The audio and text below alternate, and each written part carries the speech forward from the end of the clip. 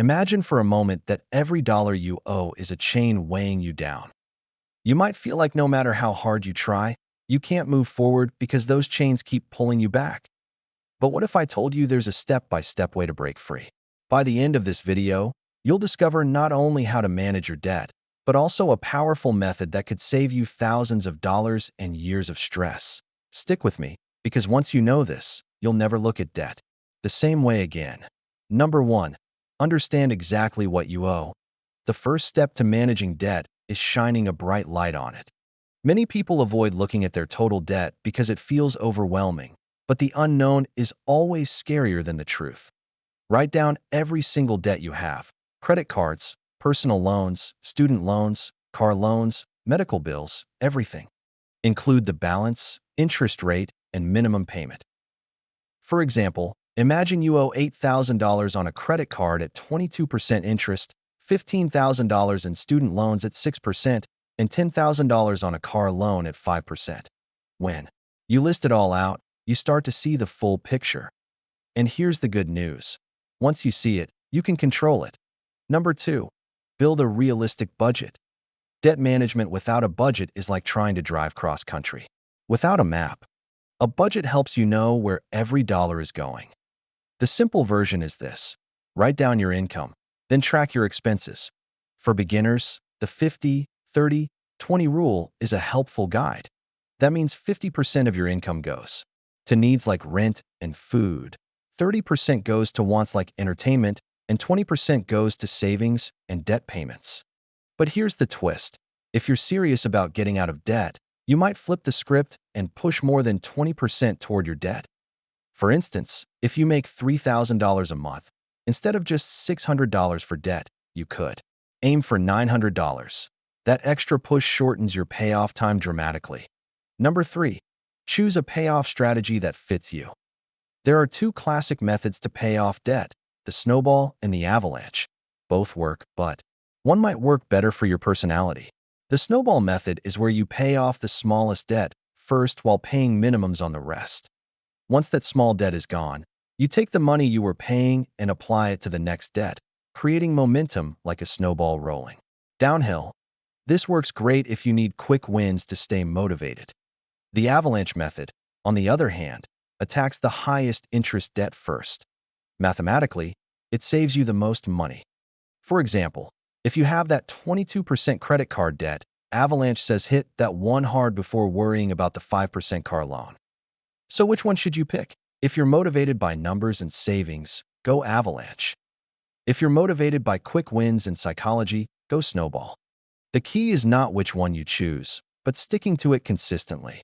Number 4. Stop the bleeding. You can't bail water out of a sinking boat if the hole keeps getting bigger. That means while you're paying down debt, you have to stop adding to it. This may sound obvious, but here's where most people slip. They pay $500 toward debt, then swipe their credit card for a $500 shopping spree. They end up in the same place. A simple rule: if you can't pay for it in cash or directly from your bank account, don't buy it. Even pausing credit card use for just 6 months can make a huge difference. Number 5. Create a small emergency fund. You might be thinking, wait, shouldn't I throw every extra dollar at debt? Not exactly. Life is unpredictable. Cars break down. Kids get sick. Your boss cuts hours. If you don't have even a small cushion, you'll fall right back into debt when something happens.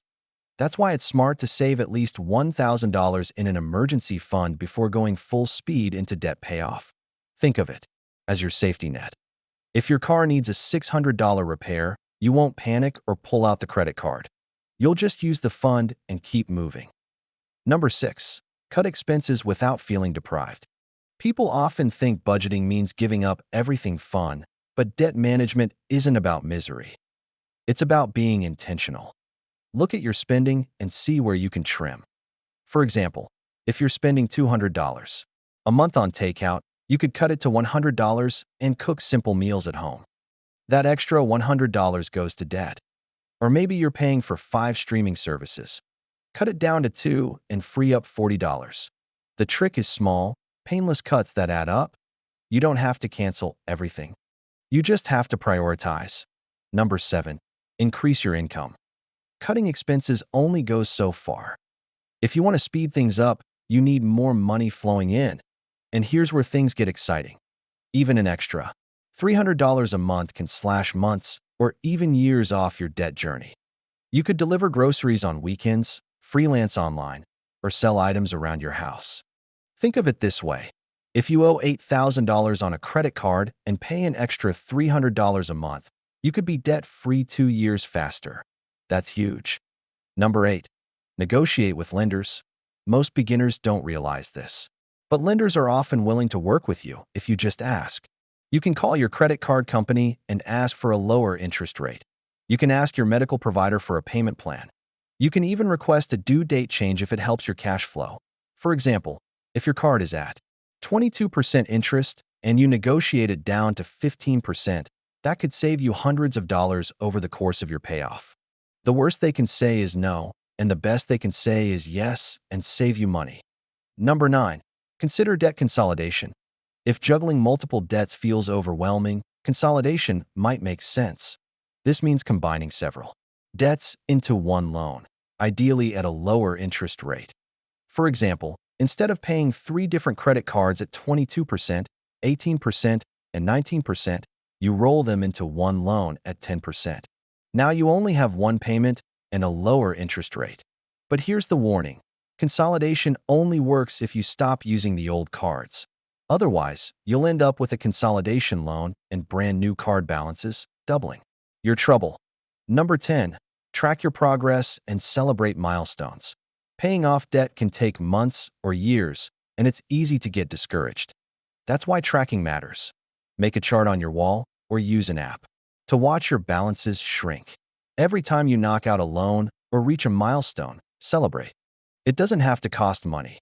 It could be a fun night in, a hike, or cooking your favorite meal. Those little rewards keep your energy up and remind you that you're winning. Number 11. Learn to use credit wisely. Once you're managing debt, the goal isn't to avoid credit forever. It's to use it smartly. Credit can be a tool or a trap, depending on how you handle it. A good rule of thumb is to use credit cards like a debit card. Only charge what you can pay off in full every month. That way, you build your credit score without paying interest. For example, if you put your grocery spending on a card and then pay it off when the bill comes, you're essentially earning rewards and building history for free. That's how rich people use credit, and you can too. Number 12. Protect yourself from future debt. Managing debt today is great, but you also want to stay debt-free tomorrow. That means building habits like regular saving, living below your means, and avoiding lifestyle creep. Lifestyle creep is when you start earning more and instantly upgrade everything, from your car to your apartment to your vacations. Suddenly, you're back in debt even though you make more money. The key is to grow your savings faster than your spending. For example, if you get a $200 raise, try saving $150 and only spending $50. That way, you enjoy life while building security. Number 13. Know the difference between good debt and bad debt. Not all debt is created equal. Good debt is something that helps you grow financially, like a low-interest student loan that leads to a higher-paying career or a mortgage that builds home equity. Bad debt is high-interest consumer debt, like credit cards used for shopping sprees or payday loans that trap you in endless cycles. Understanding the difference helps you prioritize. If you're juggling both, you'll want to crush the bad debt first because it drags you down fastest. Number 14. Automate your payments. One of the biggest reasons people struggle with debt is missed payments. Even a single late payment can hurt your credit score and add costly fees. Set up automatic payments for at least the minimum amount due on all your accounts. That way, you never miss a deadline. Then, if you have extra money, you can make additional manual payments to knock the balance down faster. For example, if you always forget that your card is due on the 15th, an automated payment ensures it gets paid while you focus on extra paydowns. Number 15. Use windfalls wisely. Tax refunds, work bonuses, or unexpected money can either push you forward or set you back. Many people celebrate with big purchases, but what if you threw that money at your debt instead? For instance, a $2,000 tax refund could wipe out an entire credit card balance. Suddenly, That's one less bill every month and hundreds saved in interest. Using windfalls strategically can speed up your debt freedom. Number 16. Surround yourself with the right influences. Debt is not just about numbers, it's also about mindset. If your friends constantly encourage you to spend, upgrade, and live beyond your means, you'll find it harder to stay disciplined. Instead, follow content that teaches money skills, join communities of people paying off debt, or even have an accountability partner. When you surround yourself with others who are focused on financial freedom, you're more likely to stay on track. Number 17. Avoid lifestyle inflation traps. When people get a raise, their spending often grows at the same speed. A bigger paycheck turns into a bigger apartment, a newer car, or more nights out. Suddenly, there's no extra money to attack debt. A smart move is to freeze your lifestyle when your income grows. Pretend you didn't get the raise and direct the new money toward your debt. Just 6 months of doing this could put a massive dent in your balances. Number 18. Visualize your debt-free future. Staying motivated is tough if the only thing you see is sacrifice. So make your future visible. Write down what debt freedom means to you. More peace of mind, more savings, maybe even the chance to travel or start a business. For example, picture waking up with no credit card bills, knowing your paycheck belongs to you and not to lenders. That vision becomes fuel when you're tempted to give up.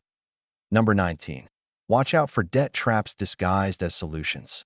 Some companies advertise quick fixes like payday loans, high-fee debt relief services, or credit repair scams.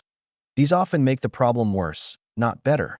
A payday loan might give you $500 fast, but with fees and triple-digit interest rates, it can balloon into thousands owed. Always research before signing anything, and if it sounds too good to be true, it probably is. Number 20. Learn to delay gratification.